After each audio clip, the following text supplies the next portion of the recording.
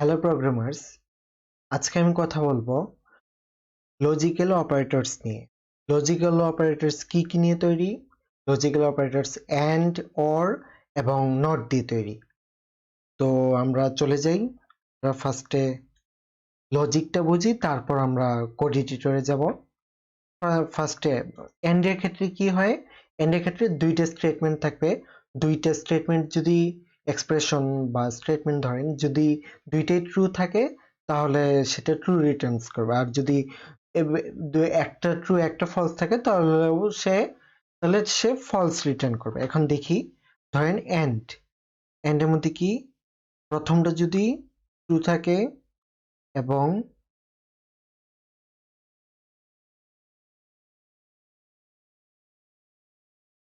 পরেরটাও যদি ট্রু থাকে, তার মানে কন্ডিশন তাহলে ট্রু হবে। কিন্তু যদি একটা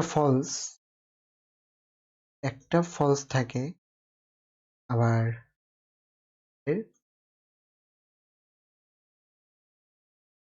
আর একটা ট্রু থাকে, তাহলে কন্ডিশন কি হবে? তাহলে ফলস। তার মানে কি, আমাদের যদি যে কোনো একটা ফলস থাকে, তার মানে ফুল কন্ডিশনই ফলস হবে। ওকে, আমরা সেটা দেখি, কোড এডিটরে দেখি। ধরেন আমরা এক্স এর মান কত দিলাম, এর মান ধরেন দিলাম 5 দিলাম, ঠিক আছে। 5 দেওয়ার পর এখন আমরা এখন আমরা দেখি এটা ট্রু না ফলস। প্রিন্ট দিলাম, প্রিন্টে কি করলাম, এক্স এর মান যদি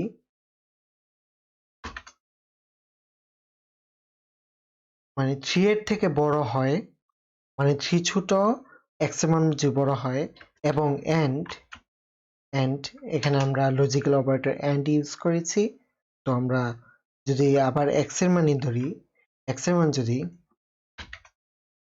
মানে 10 থেকে যদি ছোট হয়, তাহলে কন্ডিশন ট্রু হবে। তাই তো আমরা লজিকে যেটা পড়েছি, এই যে এখানে লজিকের ক্ষেত্রে এখানে যে একটা ট্রু, এই যে আরেকটা ট্রু, তার মানে কন্ডিশন ট্রু হবে। তো এখানেও আমরা ঠিক তেমনি এক্স এর মান 5, তো 5 গ্রেটার দেন 3, তার মানে ট্রু। আর এখানেও কি এক্স এর মান 5 লেস দেন 10, তার মানে কি 10 বড় 5 ছোট। তো আমরা এখানে দেখি, রান করে, এই তো কন্ডিশন ট্রু দেখাচ্ছে। ধরেন এখানে আমরা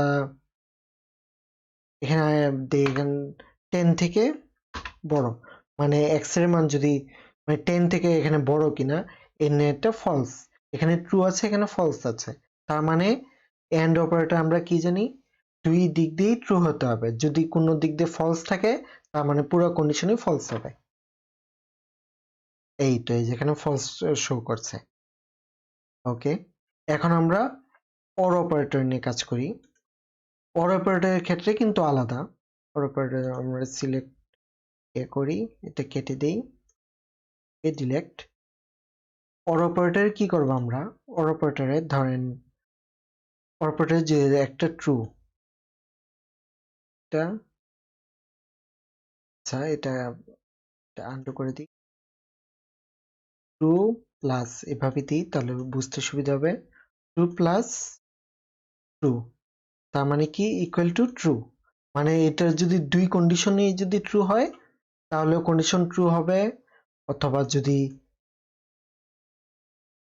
একটা কন্ডিশন ট্রু আর একটা কন্ডিশন যদি ফলস হয়, তাতেও কন্ডিশন ট্রু হবে। যদি দুইটাই ফলস হয়, তাহলে তো আর কিছু করার নেই, তাহলে অবশ্যই ফলসই হবে।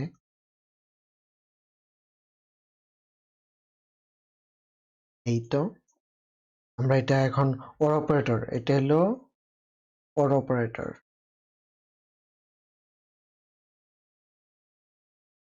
তো আমরা কোড এডিটরে চলে যাই, এখানে এন্ড এর জায়গায় যদি অর দিই,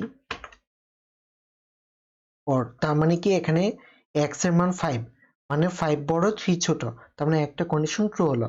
কিন্তু আরেকটা কন্ডিশন কি 5, এখানে 5 কখনই বড় না, 10 বড়। তো এই কন্ডিশন ফলস।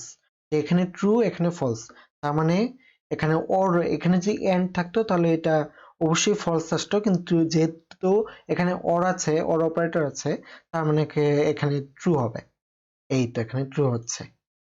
এই তো মানে অর অপারেটরের ক্ষেত্রে অবশ্যই দুইটা কন্ডিশন থেকে অন্তত একটা ট্রু হতে হবে। যদি একটা ট্রু থাকে তাহলে পুরো কন্ডিশনই ট্রু হয়ে যাবে। এবার নট, নট যদি করতে চাই, আমরা যে কন্ডিশনটা করেছি এটা পুরোপুরি রিভার্স হবে। তো কেমন, আমরা এখানে যে প্রিন্ট দেখতে পাচ্ছি, এখানে আরেকটা অপারেটর দিয়ে দিই, এখানে আমরা জাস্ট খালি নট লিখবো, নট, নট। আগে এখানে কি ছিল, অর, এখানে এক্স এর মান, এক্স এর মান হলো 5, তার মানে 5 বড় 3 ছোট, তার মানে কন্ডিশন একটা ঠিক আছে। তো ওর ক্ষেত্রে অবশ্যই ট্রু। তো এখানে ট্রু শো করছে, এখন যেহেতু নট দিয়েছি এখানে যা থাকবো, নট যদি থাকে তাহলে এখানে যে আনসারটা হবে সেটা রিভার্স হবে।